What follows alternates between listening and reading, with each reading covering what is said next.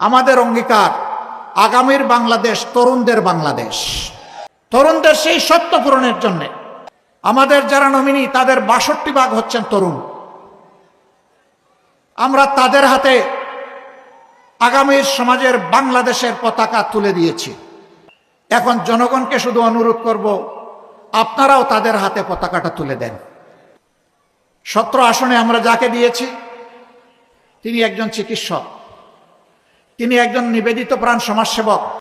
এই প্রার্থী ঘোষণার পর থেকে হঠাৎ তিনি সমাজসেবক হয়েছেন তা না, তার রক্তে সমাজসেবার নেশা।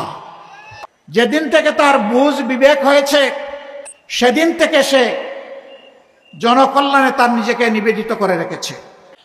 তার জন্মস্থানের জনগণ জানে, যেখানে লেখাপড়া করেছে সেই এলাকার তার সহপাঠীরা জানে, আর এখানে তার বিচরণের ক্ষেত্রে এখন জনগণ হচ্ছে তার সাক্ষী।